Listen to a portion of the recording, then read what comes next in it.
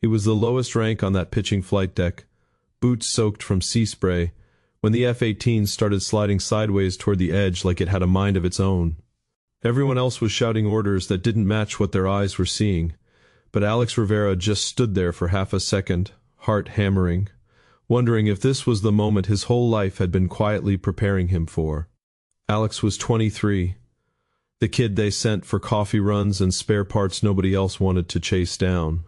On the USS Roosevelt, a Nimitz-class carrier slicing through the Pacific, he was basically invisible until someone needed a wrench handed over. His uniform always looked a little too big, sleeves rolled up because the standard fit never quite worked on his narrow shoulders.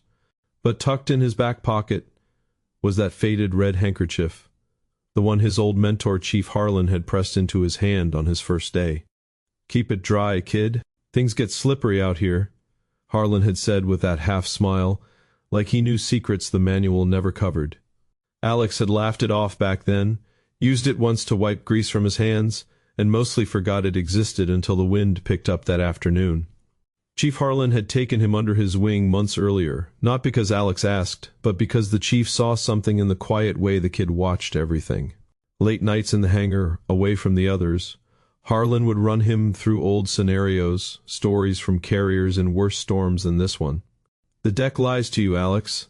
It looks flat until it isn't. When she starts talking, you listen with your feet, not your ears."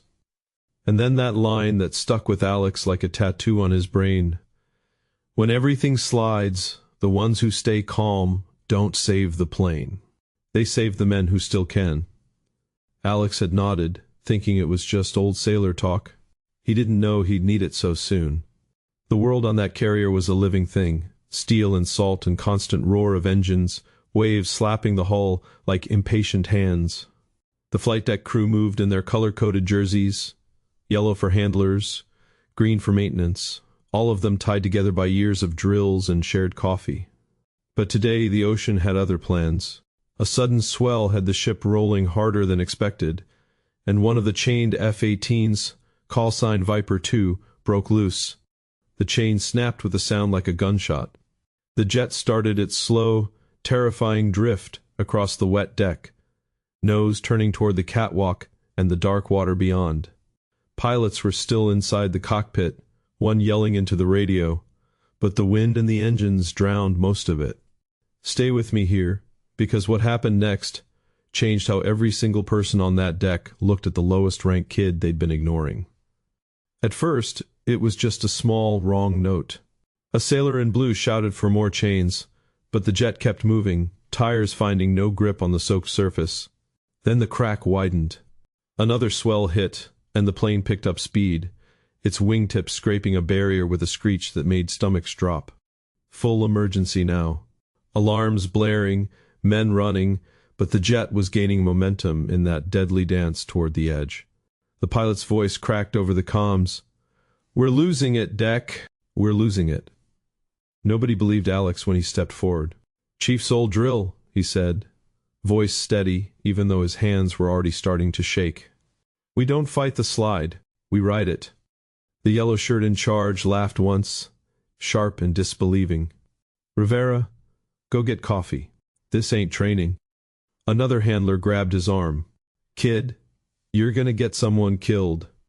Layers of resistance, because who trusts the coffee boy when millions of dollars and lives are sliding away? But Alex pulled out that red handkerchief, now damp from sea spray, and wrapped it tight around his fist. It wasn't magic. It was just something to focus on. He proved it through demonstration. Quick. No time for debate. Alex dropped low, boots planted wide the way Harlan taught him, feeling the deck's rhythm through his soles. He waved off the others and moved in close to the jet's nose gear, that handkerchief now pressed against a leaking hydraulic line to stem the drip and give himself a second of clear thinking. "Listen," he called out, voice cutting through the wind. "The swell's peaking in 40 seconds. We use it, not stop it." They let him try only because stopping him would waste more time. The real-time execution stretched out like every heartbeat was borrowed. Alex assessed first, eyes scanning the angle of the slide, the wet patches, the remaining chains on the other side.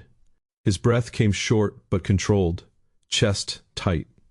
He signaled the tractor driver with sharp hand movements, not the standard ones, but the modified pattern Harlan had shown him in those late nights. Step by step, he climbed partially onto the deck edge, boots slipping once, catching himself on a tie-down. Hands shaking as he hooked a spare cable, muscles burning. Crisis within crisis. When another wave hit and the jet lurched harder, the pilot inside gripping the controls white-knuckled, visible fear through the canopy. Alex didn't yell. He just kept moving, voice calm. "Hold her steady, sir. We're not losing you today." There was an unexpected tenderness in the middle of it. As Alex worked the cable around the landing gear, his hand brushed the pilot's gloved one, reaching out through a small access panel. For half a second, their eyes met. No words, just a nod that said everything. The pilot was someone's son, too.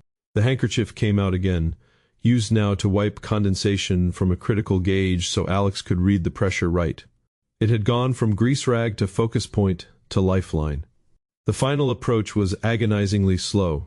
Alex coordinated 3 other men who'd finally started listening, their bodies tense, breaths visible in the cold spray. The jet's nose turned inch by inch back towards safety. "When everything slides," Alex muttered under his breath as the last swell tried to claim them, "the ones who stay calm." The prophetic line echoed in his head, giving him the last push. They got it stopped, tires smoking, nose gear inches from disaster. Imperfect, sure. The plane would need repairs. One sailor had a sprained wrist from the effort, but everyone walked away breathing. Bodies released tension in waves. Knees buckled for some. The first person to speak was the pilot, climbing down shaky, pulling off his helmet. "That kid just saved my life."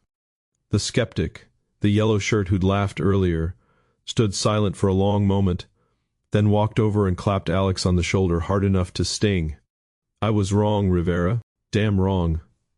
Official response came quick.